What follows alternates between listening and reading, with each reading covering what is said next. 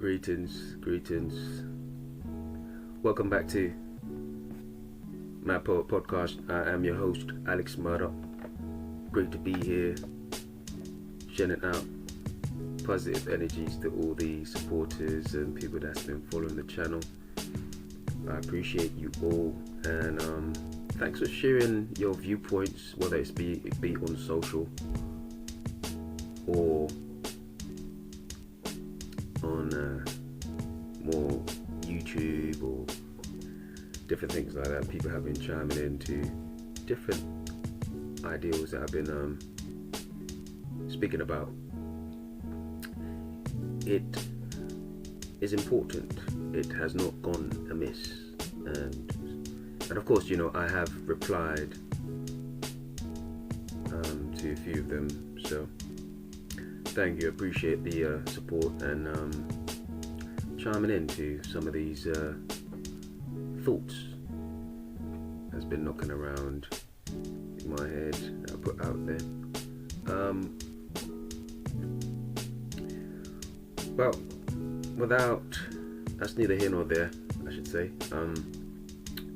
Just wanted to go off on something today, and somewhat you're gonna have to bear with me, but we will get somewhere. But for now, I'm gonna have to cook for a little bit.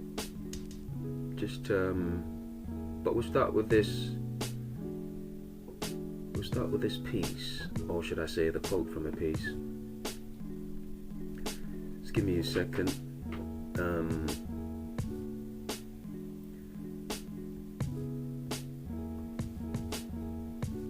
A cosmetological talent like Helen and Troy, picture pristine cauldron and makeup walls. A newborn mountain, potential standing solid, never running, yet needed definition despite being already stunning. Wisdom dictated to give it time, growth through the dust, but let the smoke be mine. Rough with a tote, like the choke, never brittled spine. Or overload the eyes like spokes, gripping brain like remote, exuding lubricant to stop exhaust and rust. Ambitions to be Hannibal, Alexander, I had to grow. It was the only way I had to know. Thus I let live so I can let go. Yes, and this is quite somewhat nuanced. And if you thought you heard different, no, you didn't. The word actually was cosmetology, because I really wanted to tap into something today, along with something similar to what I've been speaking about,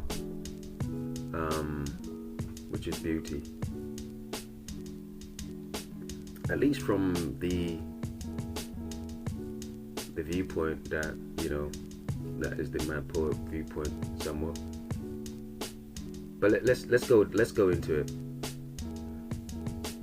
and it's all related to this piece, by the way. So bear that in mind as well.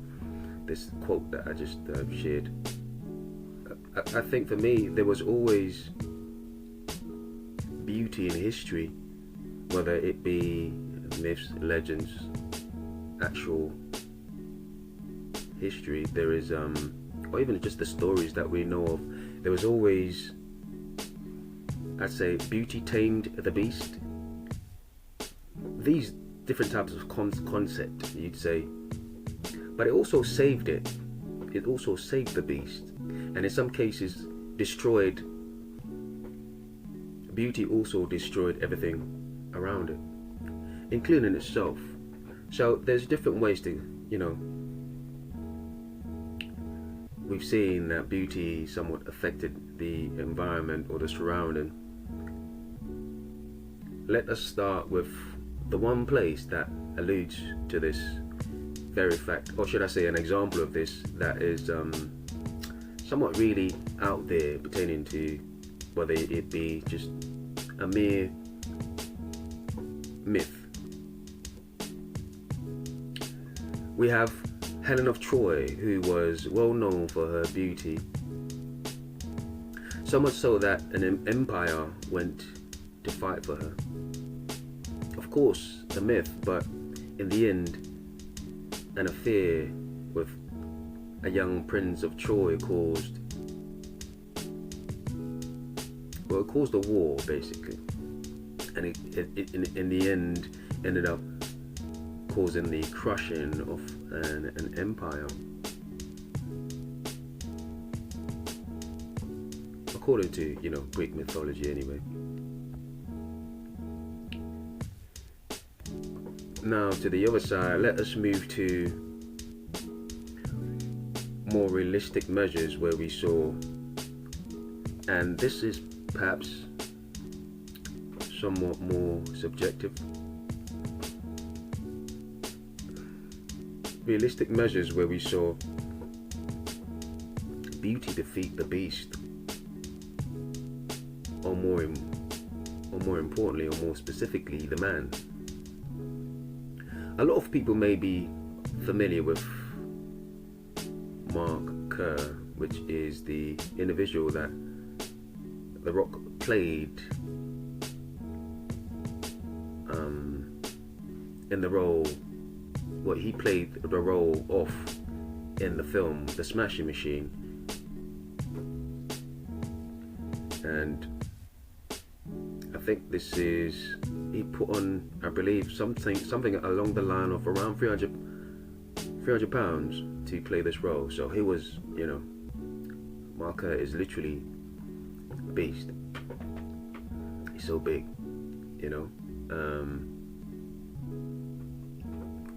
and like, as I mentioned just now, this may be somewhat of a subjective outlook on things.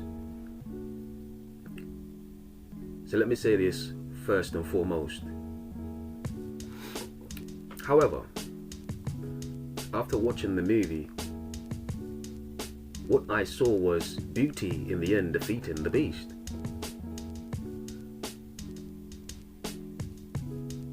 Just stick a pin in that for a second.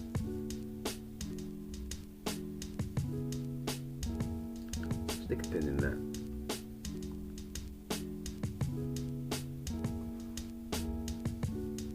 In the end, life is not a fairy tale. Sometimes beauty wins, sometimes the beast does.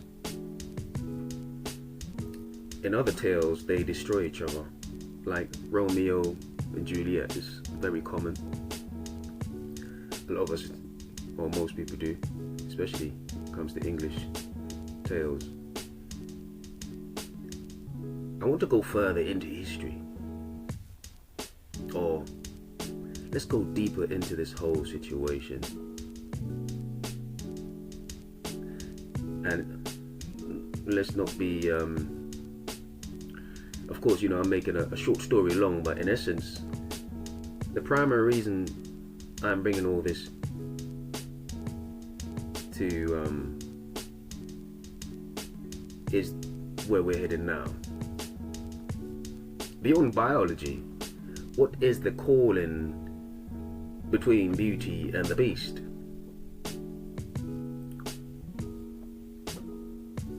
I would argue frequency. Frequency. Could beauty and the beast somewhat exist on the same frequency? This might be an alien concept to you at this point, but let me break it down.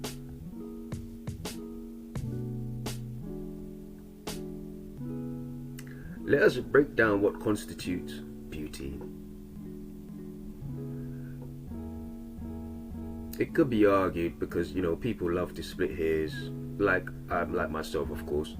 But what's the one thing people always say when they see a beautiful person? They're perfect, right? So perfection that incurs, so we're going to start from there. Perfection incurs ideals of infallibility.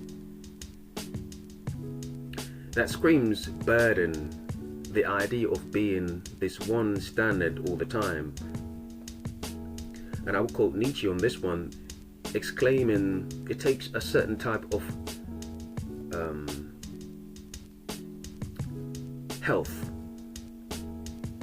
somewhat of a Superman, as he alluded to, or in this case, a Superwoman. I'm well aware that in certain instances men could be categorized in this realm. However, for the most part, men are categorized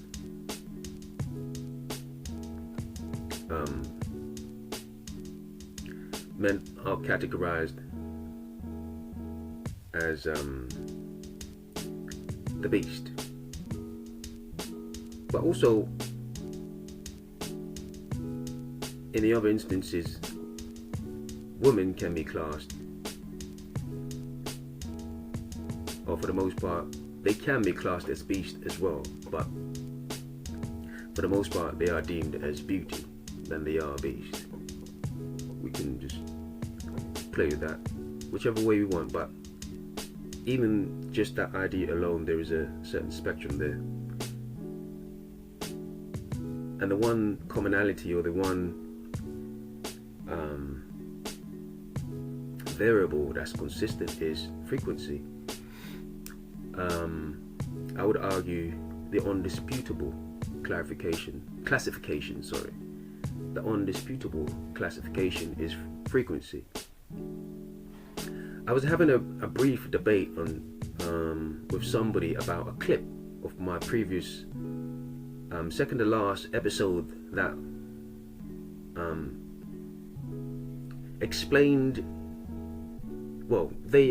they were explaining the parameters of the beast that I was speaking about in the clip, but I didn't quite agree with what they were saying. I don't really want to necessarily go into what they were saying, because this is not to criticize or speak about anybody, but I thought that unraveled something of a point we could explore, which fits exactly into this whole idea.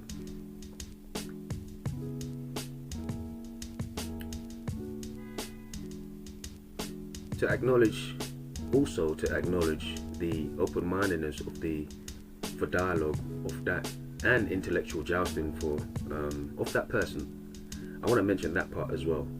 However, my conclusion fits in this situation also. The fact that artists and the beast work on the same frequency, that was part of the explanation I shared. But could beauty also exist on this same frequency?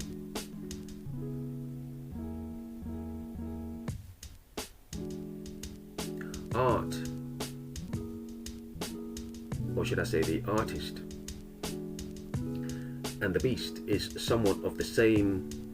They coexist on the same frequency, as they are, could argue, synonymous.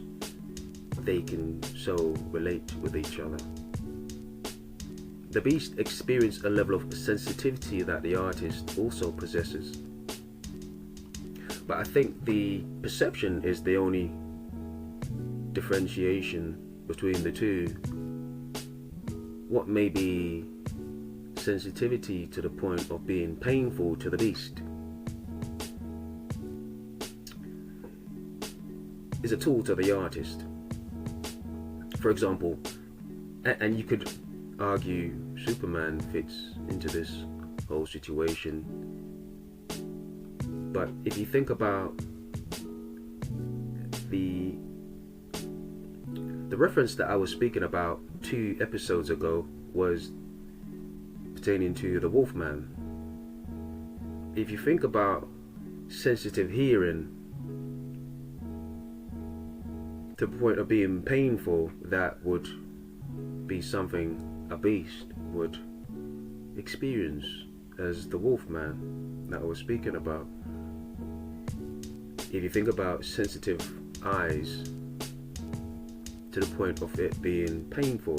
That is something that Superman experienced. So you're seeing different ideals of elite, or should I say high, extremely high level of frequencies being played out here. Well, if you think about the artist,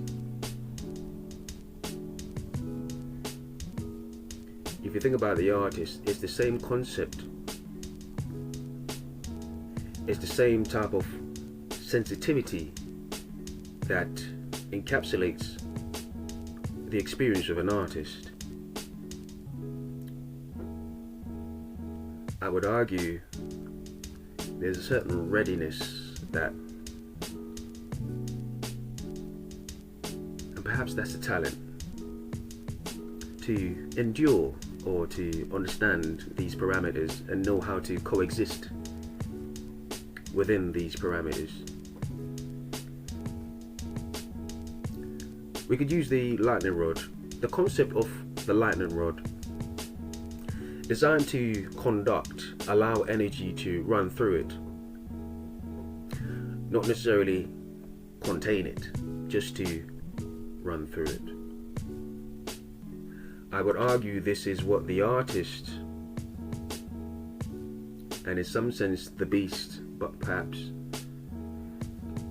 there is more of an idea of containment where the beast is concerned, but not entirely, because the beast does not necessarily contain it, but it does have to endure it on a larger scale than the artist has to. But I don't want to go too extreme. Let's just stay in the parameters where it's just a matter of endurance, or sort of like being hit by the lightning. So playing the lightning rod, as we're saying, between the beast and the artist,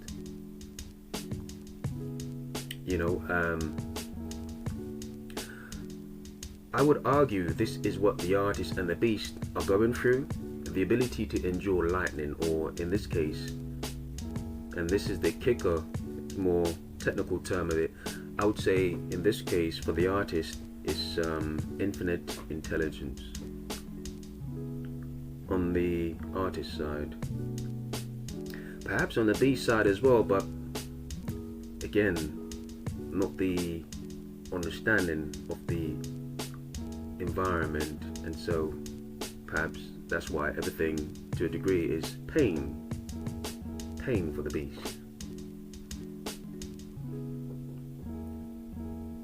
Now let's go into beauty. Beauty is a talent, perhaps subjective, but in this case I'm going to say beauty is a talent. But it also comes with its own drawbacks. It's another form of mountain to climb. It's also not for the faint-hearted. Some call it soft power, yet power nonetheless. Let's put it like this. You've seen cold-blooded men, and there's the term hard as coffin comes to mind. Hard as coffin nails. And if you know, you know, there's a movie I'm alluding to in this one. As the term goes, or one of the most hyper-perceptive ideal of masculinity, the Hulk. Although a lot of people would argue different after that fight he had with Thanos, like, he's gonna have to make a comeback in that one after the beating he took. But even the Hulk, who does he somewhat willingly bow down to, or to a degree submit to? Betty Ross, right? Or more recent, Scarlett Johansson. the power of compulsion to alter a state, to change a solid, to incite change of structure. Most cases, or in this case, the walls of Troy, they came down because of Helen, or the lubricant for a machine to aid for it to excel to heights or to new levels.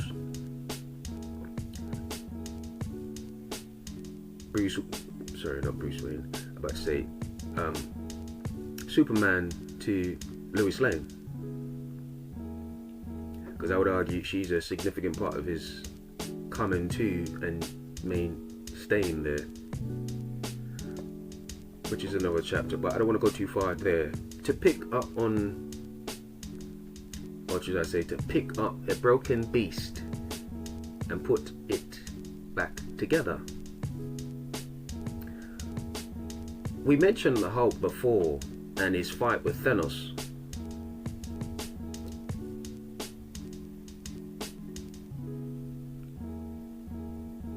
The real question is, had Betty Ross been on that ship that Hulk experienced the beatdown with Thanos, would he have truly lost that fight?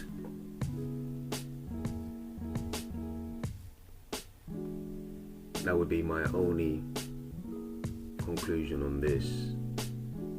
Food for thought, so to speak. So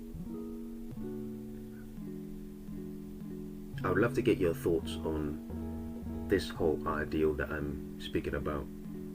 There is so much here to unlock and,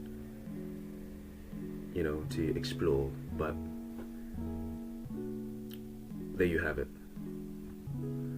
I just want to say again, thanks for everyone that supports the platform, and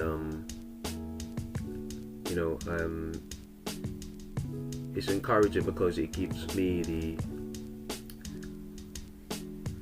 the motivation to, as well as the maintaining my discipline to always make sure that I do what I'm supposed to do and keep expressing and sharing thoughts that I think are we should be, that's important to this platform and what we do on the Mad Poet podcast. So I thank everyone for supporting. In addition, I would like to say that during the period of doing these episodes, I've done so much work behind the scenes, and it's been a pleasure, just sharing with everyone. I don't get a chance to share a lot of what I'm doing, but the most recent thing I've done, or should I say the two recent things I've done, is poetry event before I self-destruct, and even more recent, it's been about a week now, I've finally released spoken word on Spotify as an artist. So you won't find it on the podcast channel, you would find it as an artist. So if you search for the Mad Poet, you'll find Let There Be Chaos, which is the first track that came out, and there are more in the works being processed, and they will keep coming out weeks on end. And I'm really proud to share this with the people, share this with everyone, because it's very different. As you know, my primary thing is I'm a writer, and I'll always stay in that lane, but I do enjoy using different vehicles to convey my message, which is about these creative ideals that I experience or that I explore. So I will leave links so people, it's also on YouTube, of course, all platforms, music platforms, primarily Spotify and YouTube. You can find it. It's not attached to the podcast on either platform, on any platform, but it's its own individual. So Mad Poet, just like how it's spelled for the podcast. And have a listen, you know. Support, I would appreciate it. And of course, thanks so much for supporting, and on to next time. Take care.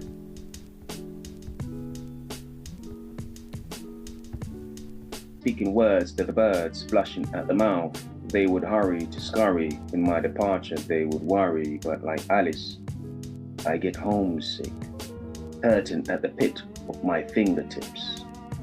My lifeline was not designed to exist outside of time.